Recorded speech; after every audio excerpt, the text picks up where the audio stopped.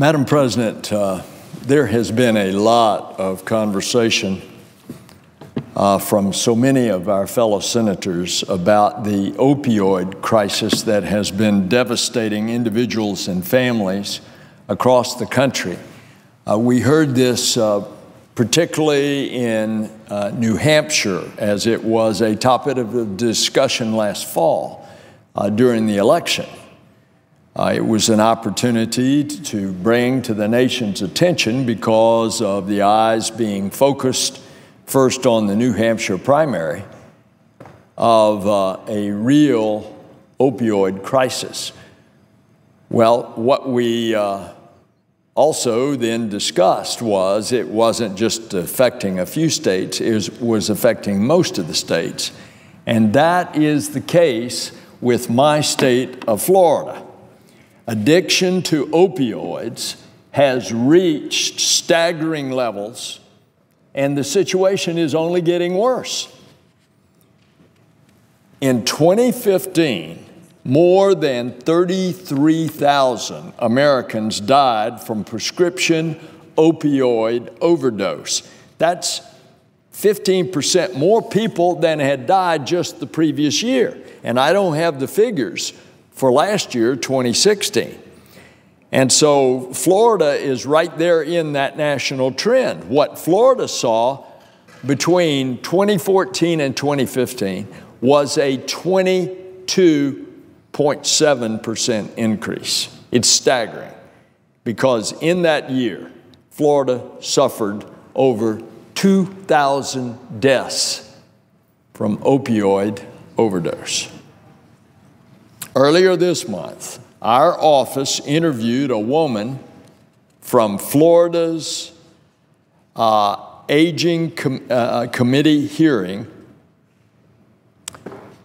We interviewed a lady from Florida for yesterday's Aging Committee's hearing, and she is caring for her 7-year-old grandson because his mother lost custody, was later incarcerated due to her drug addiction.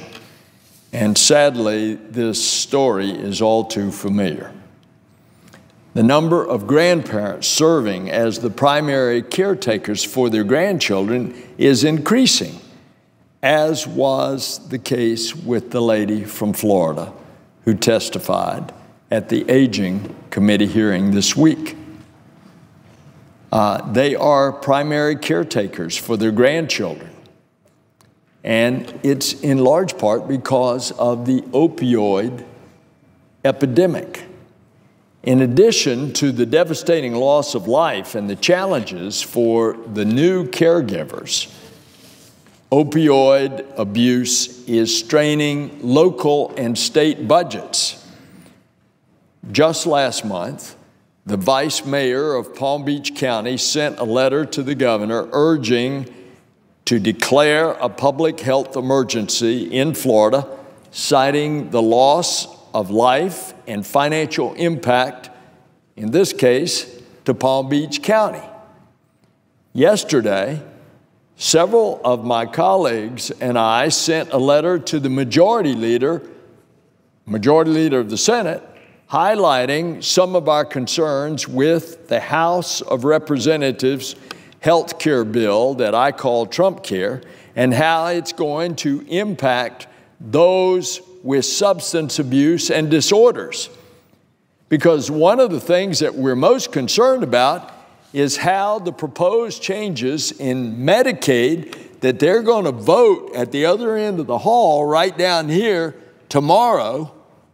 They're going to vote on the House of Representatives health care Trump Care bill.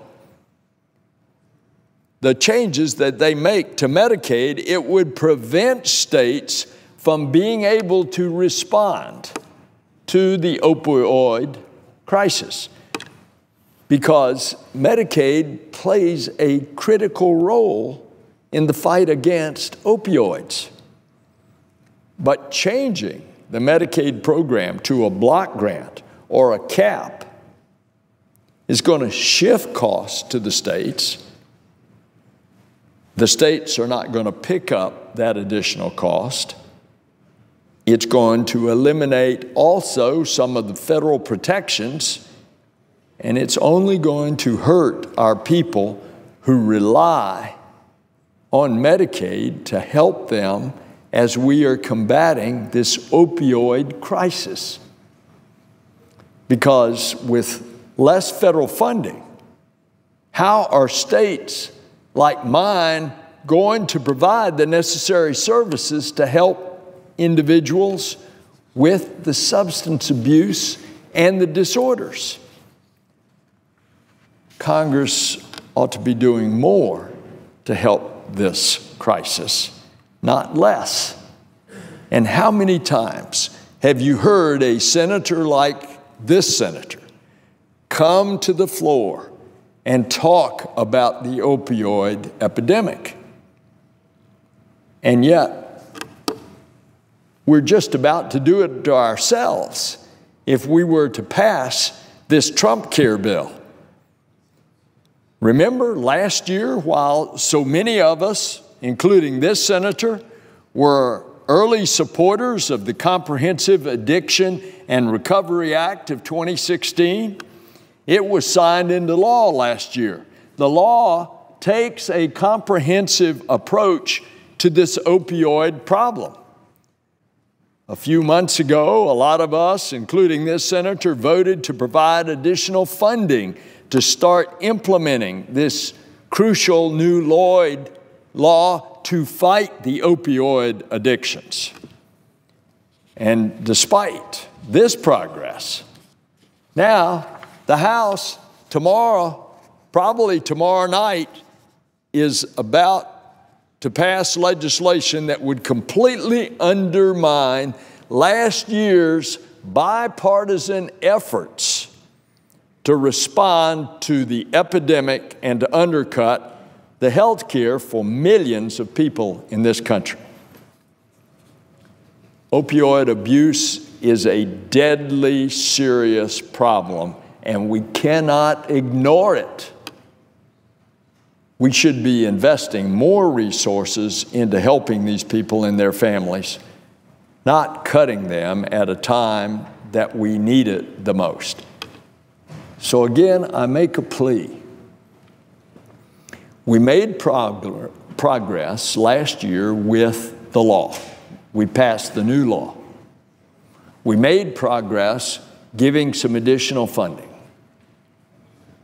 Now, the crisis hadn't gone away.